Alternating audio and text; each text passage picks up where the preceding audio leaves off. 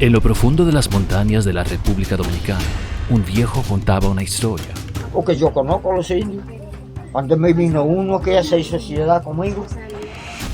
Una historia de tribus ocultadas, perdidas en el tiempo. Decía que vivían debajo de los ríos, en cuevas que nadie podía ver. Vean, ese arroyo tan ellos, vean. Y yo digo que la casa de los indios es entre esa piedra que está. Pero un día, él desapareció. Al principio suena imposible, un cuento nada más. Pero esta no es solo la historia de Lolo. En todo el país, la gente susurra sobre los indios de las aguas. Historias que han pasado de generación en generación. Historias de gente que desaparece, de figuras extrañas que aparecen en la noche, de ojos que te observan desde los ríos. Y si de verdad existe una tribu oculta que ha logrado escapar de la civilización durante siglos. Y si esta leyenda es clave para entender lo que realmente le pasó al viejo Lolo.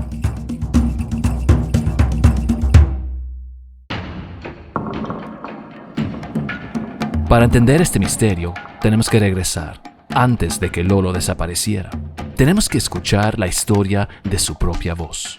Aunque él hablaba mucho sobre los indios en general, tenía una historia en particular que él contaba una y otra vez, con sorprendente consistencia. El indio vino un hombre, pero ya yo sé que es un indio. Hay que pasarme de que es millonario, de que con lo que él me iba a dar, y cuando usted verá, cuando él me dijo, como que él quería, como una cosa conmigo, una sociedad. ¿De qué color estaba vestido? Era un hombre indio, un hombre indio, del color de cualquier hombre indio. Y ¿No vestido, estaba vestido de qué color? ese día estaba él con una ropa cualquiera, no andaba vestido de lo que yo vi. Ellos van al comercio a comprar y en figura de cualquiera de aquí, creen que son los de aquí, y son ellos mismos que van a comprar lo que necesitan, pero no comen con sal, ni visten, menos que no sea verde.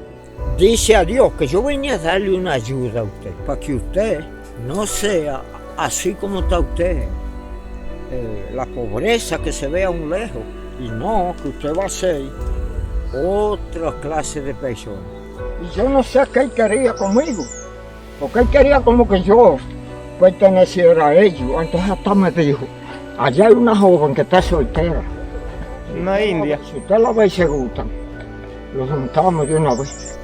Le digo yo, sí, pero eso está muy fácil, mira, yo te voy a hacer una pregunta a ti. Si tú me la contestas, hagamos lo que tú digas. Dice, hazme la pregunta. Digo, pues, bueno, pues va para allá ahora mismo. ¿A cuál Dios perteneces tú? Esa es la pregunta que te voy a hacer. Tú que me digas, ¿a cuál Dios ustedes pertenecen los indios? El hombre no supo contestarme y se estancó. Se quedó pensando nomás mirando a mi amor. No le respondió. No. Digo, coge tu camino y no pienses ya en volver a andarme, que yo no quiero la visita tuya. Y el hombre, como yo le dije así, él se subió ya delante de mí. Él se volvió a andar. No, después se desapareció. Lolo no era el único que creía en esto. Desde hace generaciones, algunos ancianos de la República Dominicana han hablado de los indios de las aguas. Los indios, el capitán de indio era él. Tenía una barba grandísima, así que parecía un colley. Allí en una casa de los indios, allí en el río, las 3 piedras grandes, donde estaban los indios. Yo vi unos indios. Ellos andaban vestidos como de piel, así. Tenían uñas largas, el pelo largo, así. A veces nosotros nos sentábamos así y nosotros veíamos indias y indios peinándose, junto con nosotros bañándose en el agua. Nosotros lo podíamos ver, ellos peinándose, yéndose en el agua. La historia siempre es la misma. Los detalles cambian, pero el núcleo de la leyenda siempre es igual. Indios viviendo secretamente en ríos y charcos, viven escondidos, en especial mujeres, y a veces son amables si quieren ayudar, y a veces peligrosos, y si quieren llevar a los niños. Más de una historia cuenta de niños que desaparecieron en charcos, y se dice que fueron los indios. Eso fue la mujer de él, que le dijo a él que le llevara a un niño inocente para ella criarlo. Fue en 2 que se llevan, uno de la mata de limón y después este de aquí. Pero ¿qué fue exactamente lo que Lolo vio? ¿Era realmente una tribu escondida? ¿O había algo más detrás de esta historia? Vean, ese arroyo están ellos, vean. Allá arriba, vean, hay una piedra. Como del lado de una guama de eso. Medio el arroyo, que por ahí no sube nadie. Y yo digo que la casa de los indios es entre esa piedra que está. Y entonces, un día, Lolo desapareció. No había señales de lucha, ningún rastro de huellas, solo una puerta abierta, una casa vacía y una perrita solitaria. Algunos decían que se perdió en el bosque, otros creían que se lo llevaron, pero ¿quién o qué? La leyenda ha existido por siglos, pero ¿de verdad podría explicar lo que le pasó a Lolo? Para averiguarlo, teníamos que ir más allá de las historias, más allá de los mitos. Teníamos que ir al lugar donde Lolo decía que vivían los indios.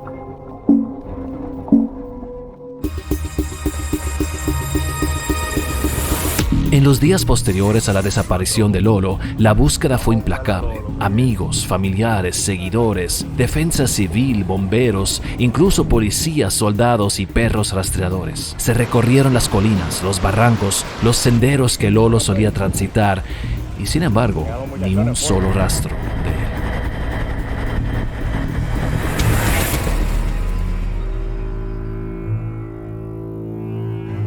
Entre todas las teorías que circulaban, una se repetía con insistencia: los indios de las aguas.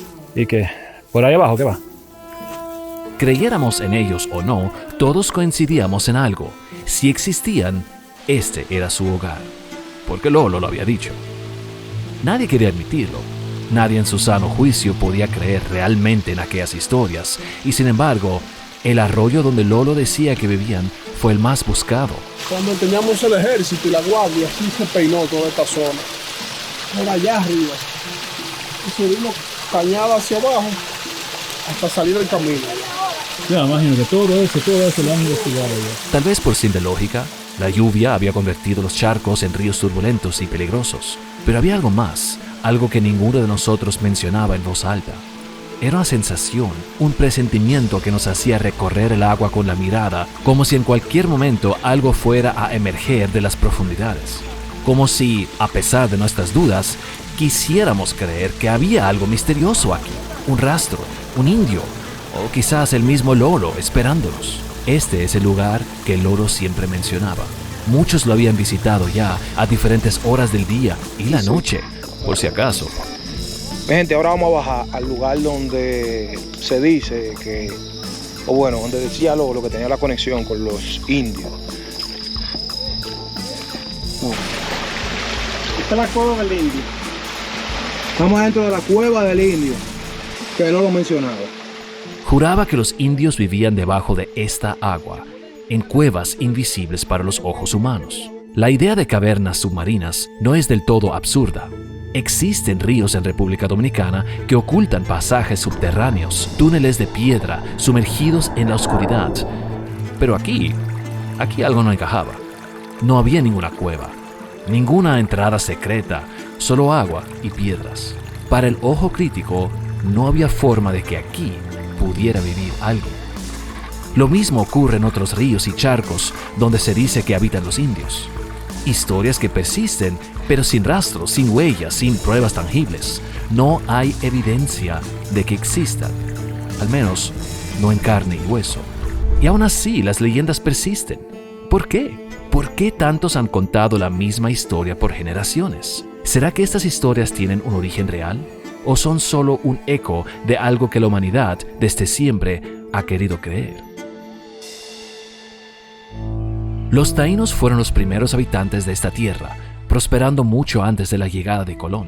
Pero en apenas 30 años, bajo dominio español, su población colapsó, diezmada por enfermedades, esclavitud y guerra, pasando de cientos de miles a casi cero. Para 1520, los españoles los describían como una raza extinta en la Española.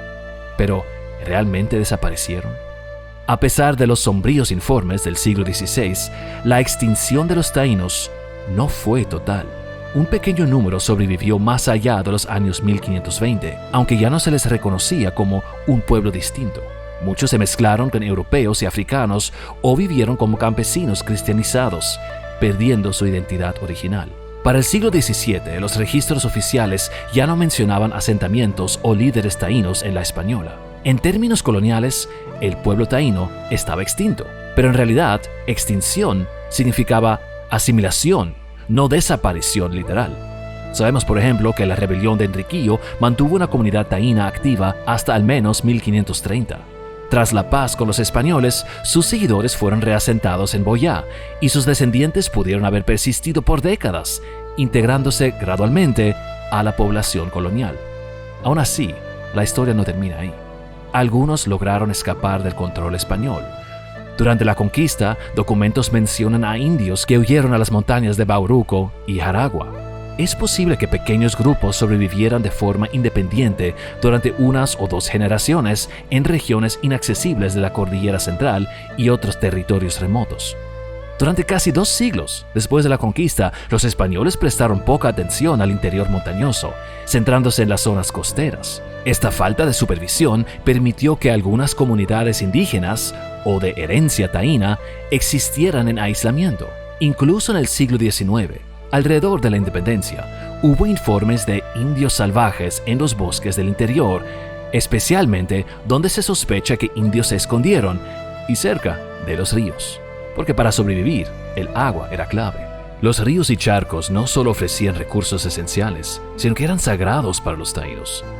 Prueba de ello son los petroglifos que casi siempre aparecen junto a cuerpos de agua, reflejando su profunda conexión espiritual con ellos. Sin embargo, tras el siglo XVI, nunca se documentó una tribu taína intacta en la española. Aún así, los relatos de indígenas ocultas en las montañas nunca desaparecieron. Y como ha sucedido en todo el mundo, la realidad lentamente se convierte en algo sobrenatural. Esto no es único de la República Dominicana. En todas partes los humanos han creado historias de civilizaciones perdidas que permanecen justo fuera de nuestro alcance. Las tribus perdidas de Israel, la ciudad de El Dorado, los gigantes de la Patagonia. Historias basadas en hechos reales, pero distorsionadas con el tiempo. En Colombia hasta hay una leyenda de un indio de las aguas, un protector de los ríos y sus criaturas. Y cuando una historia se vuelve lo suficientemente misteriosa, lo sobrenatural llena los espacios en blanco y la historia real se convierte en mito. Los taínos no desaparecieron por completo. Sus nombres siguen vivos en los ríos, en los montes, en el habla cotidiana de los dominicanos. Hay decenas de ríos, charcos con nombres relacionados a ellos: Charco de los Indios, Poza de los Indios, Río de los Indios. Lugares donde generaciones enteras han crecido con la certeza de que, en algún momento, hubo indios ahí.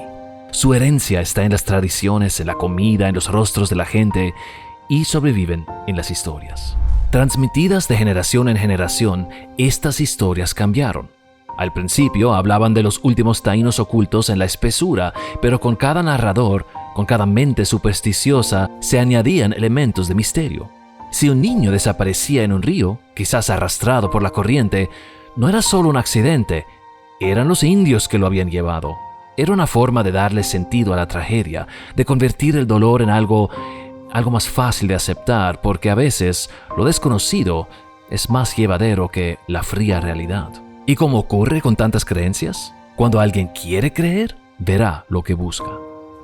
Las cuevas junto a los ríos, que un día fueron refugios de los taínos, se convirtieron en portales a otro mundo. Y los indios no habían desaparecido, sino que seguían ahí, invisibles a los ojos del que no quiere creer. No poder verlos no era prueba de su ausencia, sino de su transformación en algo más allá de nuestra comprensión. Y así nació la leyenda. Bueno, así nacen todas las leyendas. A lo largo de los siglos, la historia llegó a alguien como, Lolo. Para él, lo sobrenatural no era posibilidad, era certeza. Su convicción era tan fuerte que, por ejemplo, confundió el atardecer con el amanecer.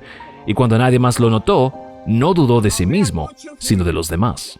¿Ustedes se dieron cuenta el día de ayer cómo fue? ¿Cómo fue? Algo que se hizo de noche, después que ya había amanecido. Oiga. Volvió la noche de nuevo. Ay, Dios mío. ¿Ustedes se dieron cuenta de eso allá? No, Lolo. Pues allá sí, fue en tu aparte. Quizás del mismo modo, no vio a los indios, sino lo que su mente le decía que eran los indios. Un viajero desconocido, una sombra entre los árboles, o simplemente el eco de historias que había escuchado de niño. Nunca sabremos de dónde sacó esas historias. Tal vez de sus padres, de ancianos cuando era joven, pero lo que para nosotros es una leyenda, para Lolo era verdad. Y tal vez, en su mundo, eso era suficiente. Nos queda su historia, su risa, sus palabras, su legado, y aunque su silla ahora está vacía, su voz sigue resonando en las montañas y en el moderno y más activo documentador de leyendas, el Internet. Quizás nunca sepamos qué le ocurrió, quizás nunca haya una respuesta clara, pero hay algo reconfortante en pensar que, de algún modo, Lolo sigue con nosotros. Y si algunos quieren creer que fue llevado por los indios, bueno, quizás sea la despedida más poética. Porque después de todo, ¿qué es un hombre sin su historia?